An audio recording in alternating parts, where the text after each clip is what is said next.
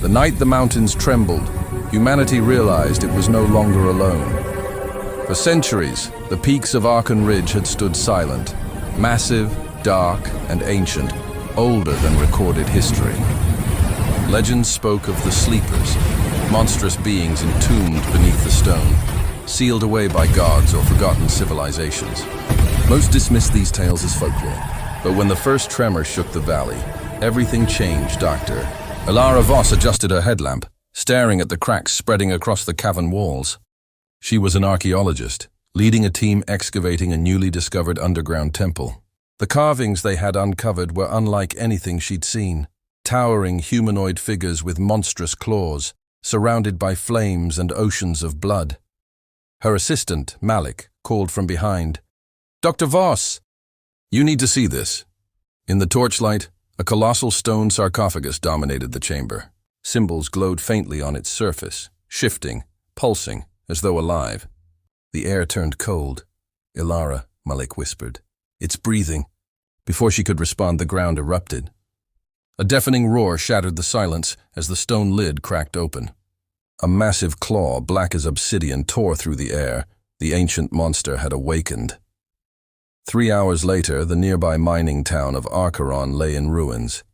Security footage showed only chaos. Shadows larger than buildings, moving impossibly fast. Screams filled the air before static overtook every feed. By morning, the town was gone. Ilara and Malik, barely escaping the temple, watched the smoke rise from a distance. They had no idea how many had died. Only one thing was certain: the creature was hunting. And it wasn't alone. Satellite imagery revealed movement beneath the earth. Dozens of readings spreading out like veins from the mountains, converging toward populated areas. The monsters were spreading within hours. Global panic erupted. News channels looped footage of massive silhouettes moving through fog, of entire villages wiped from maps overnight. The military was mobilized. Tanks, jets, drones, everything humanity could muster. In a secret underground facility, General Kane addressed the assembled team. "These aren't myths. They're biological weapons of nature, ancient, dormant titans. We're calling them primordials." Ilara, now working with the military, studied ancient tablets retrieved from the ruins. The inscriptions hinted at a catastrophic war thousands of years ago. Gods versus beasts. The monsters weren't natural. They were punishment, and now they were free again. The first direct engagement happened near the Blackstone Forest. A creature the size of a skyscraper, resembling a hybrid of dragon, centipede, and wolf, tore through armored convoys like paper. Its roar shattered windows miles away. Missiles and bombs only made it angrier. Ilara watched the live feed in horror. "You can't kill something that predates death," she muttered. But Malik pointed out something strange. The symbols on the creature's skin matched those from the temple. Each symbol represented a seal, and one by one they were glowing red. "They're not waking randomly," Malik said. "Someone, or something, is calling them." Deep in the ruins, a radio frequency began emitting pulses. A pattern, a call. When decoded, it translated into ancient script meaning, "Rise, my children." The team realized there was a central consciousness behind the awakening, a being far greater than the monsters themselves. Ilara followed the signals to their source, the ruins of a sunken city beneath the Arctic Circle. Legends called it Catharos, the city of the gods. She and Malik joined an international expedition to reach it, but the journey was a nightmare. As their submarine descended into the icy abyss, massive shapes moved beyond the sonar range. When they finally reached the ruins, they found colossal statues, humanoid but alien, surrounding an enormous black obelisk. Energy pulsed within it, as though it were alive. Malik whispered, "It's not a statue." "It's an egg." The obelisk cracked open. A surge of energy burst forth, knocking everyone off their feet.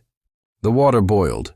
Out of the darkness emerged a creature unlike the others, wingless, eyeless, but radiating power. Its presence alone warped gravity and light. Ilara's mind filled with visions, civilizations burning, oceans drying, skies blackened. The entity communicated not with words, but with thought.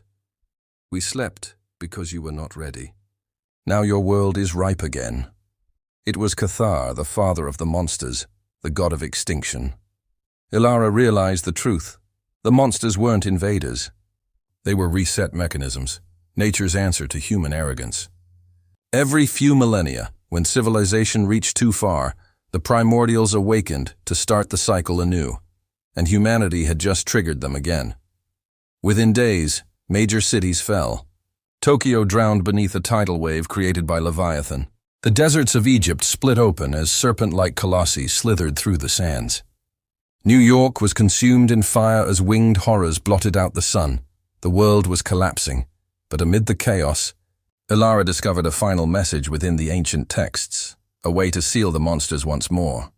The ritual required a sacrifice and the heart of the earth, a mythical core of energy said to lie deep beneath Arkan Ridge.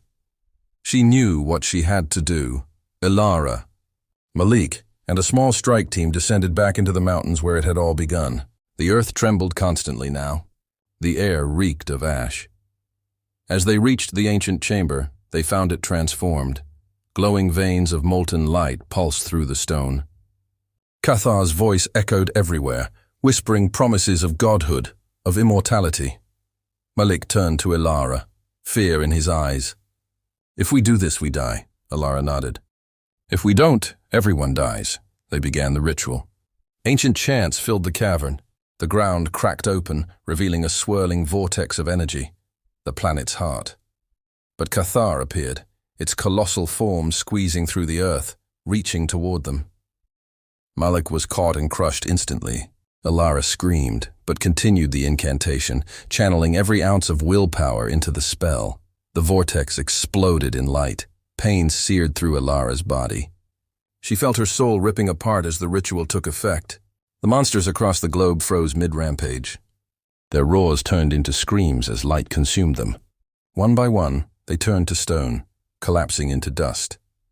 Cathar's body began to disintegrate, but his voice echoed in her mind. "You conceal us. But we will never die," Ilara smiled weakly. "Then I'll make sure you never wake again." She plunged herself into the vortex, completing the seal. The mountains collapsed, burying everything. The world went silent. Epilogue. The new dawn months later, survivors began to rebuild. The skies cleared. The monsters were gone. Humanity mourned billions lost, but hope returned. At a memorial site near Arkan Ridge, a statue of Ilara Voss stood tall, carved from the very stone that once imprisoned the monsters. Beneath it a plaque read, "She gave her life so the world could dream again." But far below, in the dark heart of the earth, faint cracks spread across the stone. From within, something ancient stirred once more. A single whisper echoed through the void. "The cycle will begin again."